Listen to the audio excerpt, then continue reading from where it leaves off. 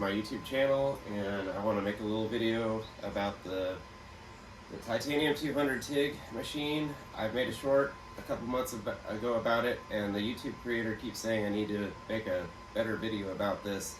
And so here it is. I'm going to try to get some video footage of me using the TIG welder up close, and I'm going to explain its shortfalls and where it's good, and how it is probably a good machine for the price for a home welding project where you need to do sheet metal.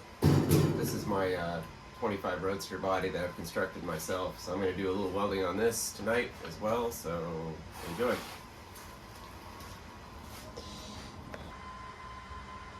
Okay, so the first thing I'm going to mention here is this is the regulator that comes with it. I have since replaced it with this one. The problem with the one that came with it is when you set it to maybe 15 or 14 pounds, whatever you think it needs to be up here on the line pressure, I was noticing the arc was getting blown sideways, and whenever I tried to weld something, like say some thin sheet metal on this, like 20 gauge steel, it was just blowing it open like a oxyacetylene torch. And so what I figured out is then I dialed the pounds on the original one down to 8 or 6, and then it was working normally after that. Since then, I've replaced it with a better one, and I no longer have the issue. So that's first off. So if you're on a super budget, I think this thing I got at a gas welding supply house. I think this was 60 or 80 bucks. If you don't want to buy that right away, dial it down to 6 or 8 pounds, and this will solve your problem. That's number one. Secondly, the torch is okay. I think that's usable. It does come with if you want to do stick welding. I haven't had a need to do that yet, so I haven't used that. One of the other videos I've watched is, they say that this pedal is enormous. You know, when I'm welding, I don't really even notice it, so I don't think that's a big deal. And one of the other things is I did get this welding cart. They're definitely nice. You definitely want it. It makes life easy for rolling around and setup. And if you have a TIG welder, I think the TIG, I mean, maybe my settings were wrong, but the TIG uses a lot more gas. So you want to go on the bigger side of your tank than the smaller side. I think this is a giant 280. I can barely lift it, but man, it's lasting. You don't have to recharge it every week or two, depending on how much you're welding.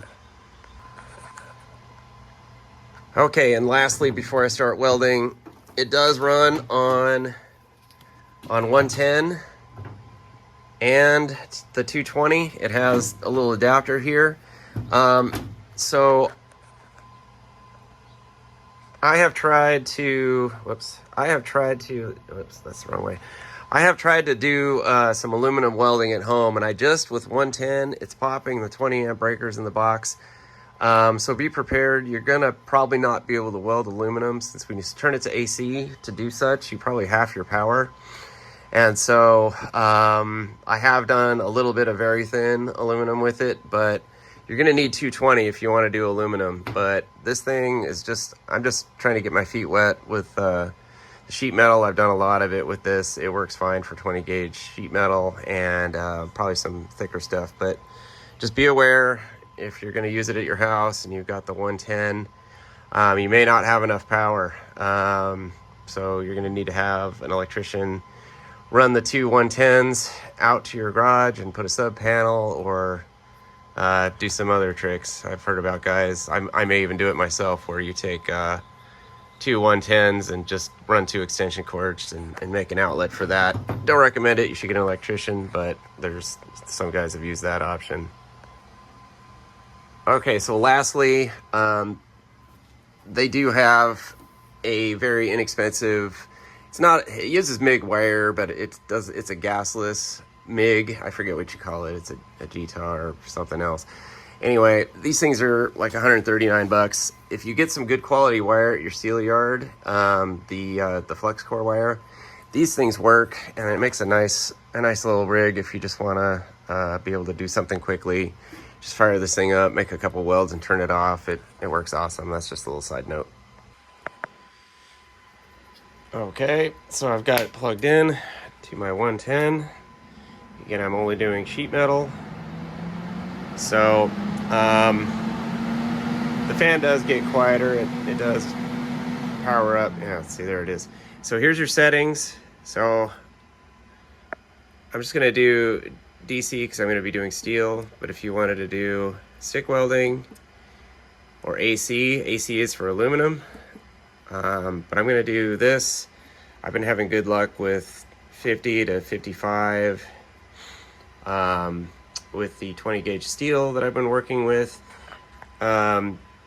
Usually what I do is hammer this thing down, get it molten, and then let off the throttle a little bit. But you want to set it up a little bit more than what you need, but enough where you can get the pool to start quickly. Okay, so let's turn on the tank. And then to adjust your line pressure, you want to hit the pedal and see it's running.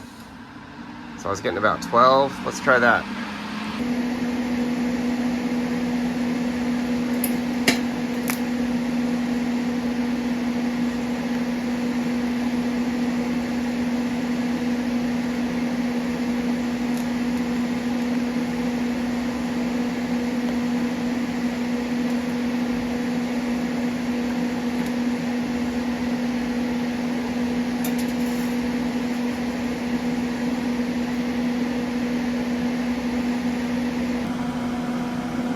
Okay, well, I just reviewed that footage. I've never tried to record any welding with an iPhone before. You can almost see what's going on. My left hand was in the way, so I apologize for that. I'm not an experienced welder, but I didn't burn any holes in it. This is just a test patch. So anyway, by the time I am done welding this whole thing off, I estimate 20-30 hours. I'll probably be pretty good at it. Anyway, thank you for watching. Please do comment, please subscribe, and have a good night.